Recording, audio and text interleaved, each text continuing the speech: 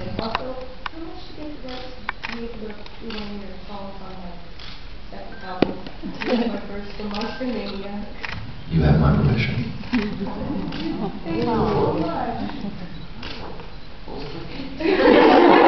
I'm just so honored that you want to do that. Wow. Yes, I give you my permission.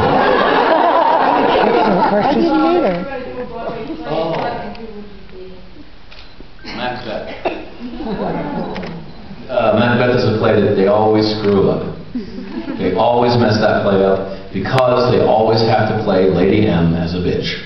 And she's not. There's nothing in that script at all that will lead you to the conclusion that that is a bad person. In fact, in order for it to be a tragedy, the two people have to be in love and have to be really cool, and then they gain the throne but lose each other. That's the tragedy. There's no tragedy if the audience is like, get rid of her, please. And every time you're in rehearsal, they're always like, Lady M is a castrating bitch and everything like that. It's just like, guys, we know how drama works. You can't do that. And so I've been in 2 productions of Macbeth on stage, one of which I played a very small, a couple small characters, and I watched the guy playing the lead make every mistake you could possibly make, to the point that the audience was laughing. Yeah, it was horrible. He's a very good actor too. And I just take notes. I was just taking notes, just sitting there by him on stage. Don't do that. No, don't do that. Oh, that's bad. Like, for instance, when Macbeth sees the ghost of Banquo, the wrong choice is to cower in front of the ghost. Because the language is, he's like, be a tiger. Be a lion, I'll kill you. Just not anything but that. Anything but the face of my best friend. Because you're making me nervous. You're freaking me out. I'll kill you! And the point was made, I read a book, he said there was no record of it. Laurence Olivier, I think it was 57, his Macbeth, he decided to draw his sword, climb up on the table, and try to get this guy to fight him. And it occurred to me, when you get scared, you have a fight-flight reflex. It's either fight or flee. You get all this adrenaline to do one of the two. Well, Macbeth is a warrior. You think he's going to flee? Oh, no. So he's trying to pick a fight. And that's one of like 1,000 things. I remember one actor actually hid behind the skirts of Lady M. Oh, no. No, die. Okay. What's that? Macbeth the musical.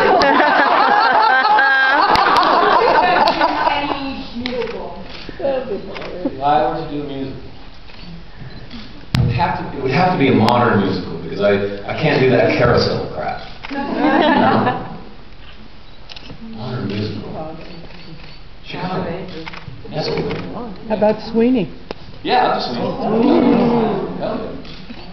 Or Rent.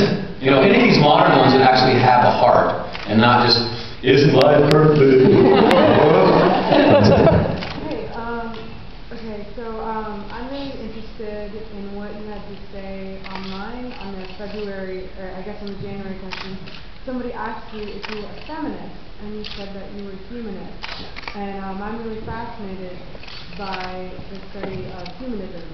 I studied it for 4 years in college, and so I'm curious, what is your definition of humanism for yourself, and how do you want to act that out into the world? Boy, that's a good question.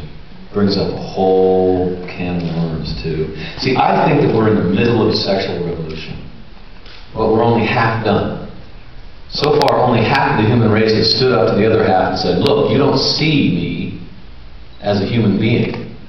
You see a bunch of stereotypes or what turns you on or something, but I'm an actual living, breathing person.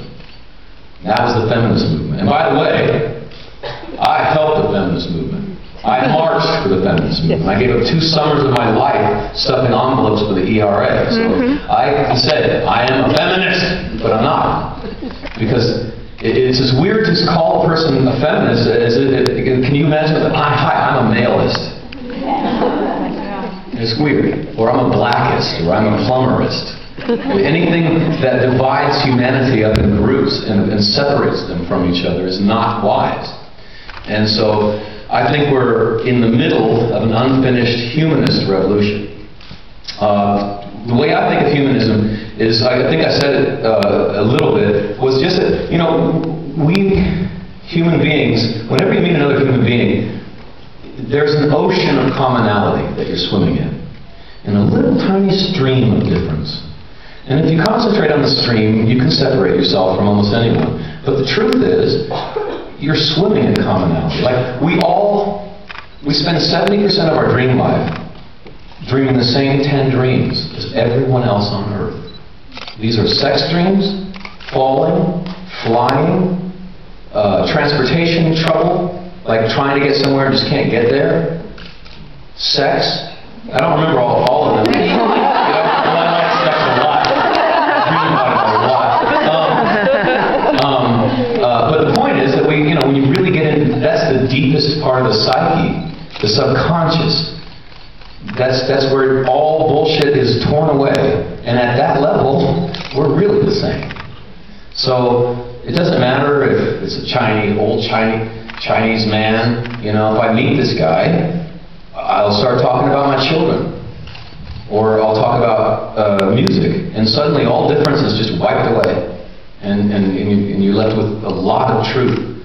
I remember I was in Amsterdam when Abu Ghraib happened. And there was a picture of this man holding his son, and they were behind barbed wire, and it was obvious that they were prisoners. And you could tell by the body language that the dad was like going, "I'm here, son. Nothing will be. You are safe." Right? Except the problem was Dad had a bag on his head. Right? And this was plastered all over Amsterdam. And I'm going to work, and I had a band back when we were doing a show. And I just, what do we say, man? What do we say? And I went out to get a coffee with the drummer, and we were so, quiet. We didn't want anyone to know we were Americans, We were so ashamed. But we started talking about Miles Davis, and suddenly we became everyone's friend. Miles Davis, Miles Davis? And suddenly, everyone in the whole coffee bar started talking about Miles and Joni Mitchell and music, and suddenly all difference is wiped away. And we were just human beings. And I think that's humanism to me. Yeah, if you had a choice to do a production of Macbeth, would you rather do a contemporary version of it, or would you rather do it at the Globe in London in the Elizabethan setting? I am a real purist when it comes to Shakespeare. The truth is that Shakespeare had this history called the Hollingshire history. And it encompassed like 700 years to 1,000 years of Western European history. And so he had a wide swath to choose from when he placed his plays in a certain time in a certain place.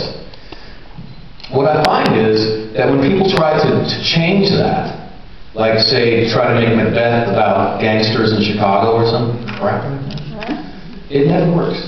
There's always something that is a disconnect. There's always something that they have to kind of manipulate and gloss over. Last night with some friends we were watching Romeo and Juliet, the Baz Luhrmann film, which I think is the one exception. That one works. He was able to find a world where you have to fight if your honor is impeached, and everyone's got a lightsaber. And I've seen a lot of Romeo and Juliet. They've always tried to find another place to put it, and it never worked until that film. But even in that film, I made the point in the beginning that one of the problems that Shakespeare was addressing was there were no cops. There were no police back in Verona at this time. So you couldn't call it. If someone says, "I'm going to kill you and I'm going to take your wife," you don't call 911. You have to kill him yourself. And that means that anyone who just bites their thumb has to be killed. And now if you take that situation and give everybody a lightsaber, 20% of Europe died in 3 years. That's why the play. The play is actually not about love, it's about love getting crushed. Even in that, the role in the play of Romeo and Juliet, there's a duke who is pretty much the king of Rome. And he begins and ends the play, and he meters out his justice. They cast him as a cop in the movie, which made a lot of sense.